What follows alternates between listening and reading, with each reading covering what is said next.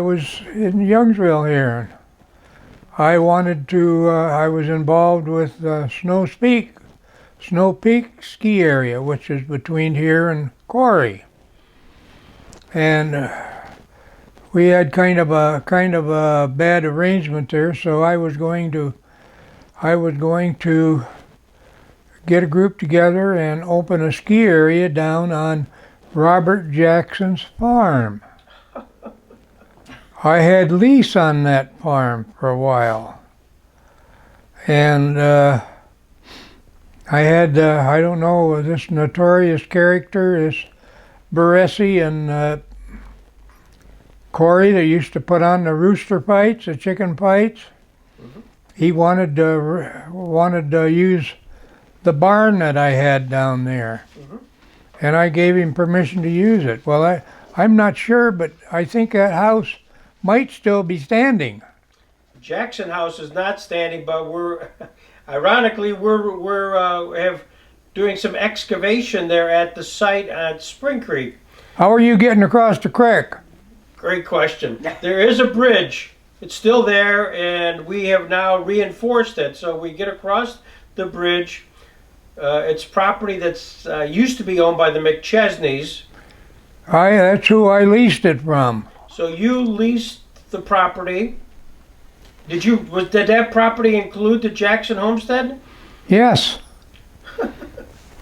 The Jackson Homestead was the main piece of the property because there was a great big meadow at the bottom of the hill along the creek that we were going to get water from for snowmaking. So at the time what time period was this? Was this the 50s, 60s? Yeah. And was the house up then? Yes. Did you stay Well, there? Mortons were living in there. Who was that? Morton. Morton is who I leased. They owned the property. Okay. Morton owned the property, and this woman, Dorothy Morton, she worked at timekeeping up at the Corry Jamestown, and that's where I got to know her. And she and her husband were living there at the farm, and I leased the farm. I got an option on the farm, and that's how I got started there. So Dorothy and Dick Morton. So Dorothy and Dick Martin owned the property. You leased it, and what was your goal? What did you want to accomplish there? To put in a ski area. And the ski area would be up on you'd have the meadow, and then there was a hill there. Big hill, and I had John, what was his name? Lawyer in Warren. He was my dad's lawyer. Okay. That's how I got to know him. He was interested in properties, and I had him tour that property with me. Mm-hmm. And he was interested in the timber in it because there was a lot of tulip poplar on that farm. So how long did you have the option? Oh, I don't know, till it run out. 2-3 years? Yeah. Did you do much with the area other than... No. You talked about... John Stewart. John Stewart, yep. John Stewart. His kid is, his wife is in charge of the school district. Art Stewart. Yeah. Art Stewart. This is John... Arthur Stewart was his son. Art Stewart, who is a lawyer now. Yeah? His dad was your lawyer. John Stewart, right. Holy cow. He was with Stewart, Bevavino, and Millen. This is unbelievable. Were you with anybody else, Ted, or was it just you that had the option? Was there other people? Just me. Now, you mentioned the name Baresi, who had the cockfights. Who had the cockfights? Baresi. Baresi. How do you spell that? Do you remember? Baressi. And did he just wanted to use it. Wanted to use it? And what happened was that they got raided one night. And they checked back and found who had the property, which was I. My name was in the paper for being caught at the cockfight at the Morton farm. See, at that point in time, that was a Morton farm. Was it Martin or Morton? Morton. Morton firm, okay. Morton. Gotcha. And were you there? No, I wasn't there. I had a hell of a time. Oh, Jim Keller. Anytime we went skiing together, he would have some kind of a joke. He'd have a bunch of feathers and stick them in my bed, and he'd do some of the damned. So Baresi has Baresi. I'm sorry. Baresi has this cockfights. Where did he actually have them? In the barn. In the barn. There was a barn there on the farm. So right now, there was the Jackson Homestead, and then there was a barn on that property. That's right. So the actual cockfights were in the barn. In the barn. Oh my gosh. And the reason they got it was this. I called the state police. There was a bunch of junk cars sitting on the property. Apparently some kids were out there racing cars and they'd leave the junk there. And I called this cop, and I wished I could remember his name, but he connected me with the farm and said that I was there at that cockfight because I had called him to get those cars off of there and trace the names and find out who they were and so on and so forth. I'll tell you in just a second how unbelievable this is. Now this is unbelievable because I've been reading this information.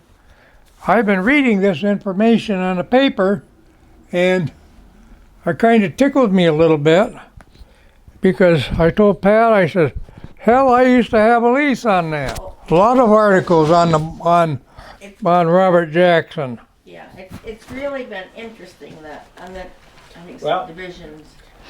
You have no idea. The guy who's been doing the whole project is me.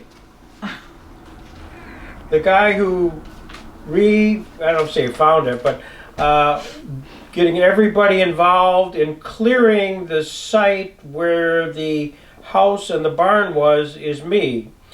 And we've got a number of people from Warren, including Art Stewart, John Stewart's son, and I never knew this connection, has been helping us because the site was all grown in.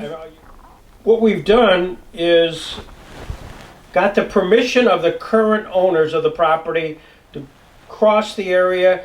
Who are the owners? Their owners are the folks who own Glendorn down in Bradford, Pennsylvania. They bought 1,000 acres from McChesney's and the people farms next door, and they use it for a hunting and Fishing. fishing area. But they've given us permission to go in and clear the site, which we did this spring and summer.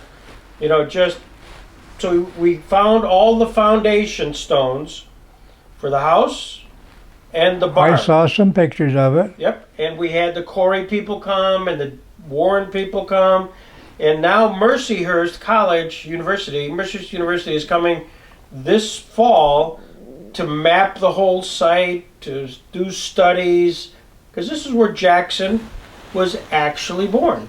He was born at home. Right.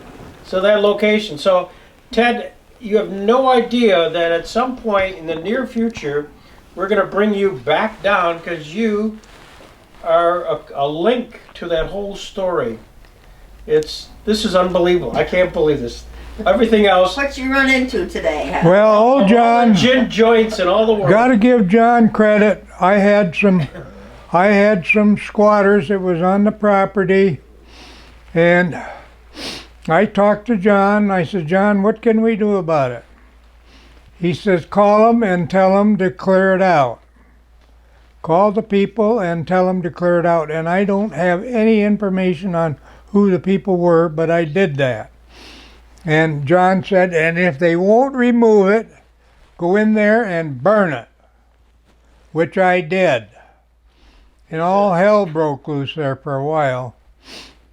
So they had camps or sheds? Camps, yeah, they had camps, hunting camps. Yep, so you just burn them down. Just burn them down. How many were there? Were there? I think there was 3 of them. Okay. So I can imagine the squatters came back and said, "Oh my God, what happened?" Yeah. Oh, I mean, I had a problem for a while. But I had John Stewart behind me. Yeah. Wow. That's unbelievable. John was quite a man. He was a lovely man. You've answered a lot of questions. A character, I would say. I guess. No, he was a lovely man. He was interested in the country. Yeah. And I made the statement one time to John, I don't know what we were doing. I was a snot-nosed kid.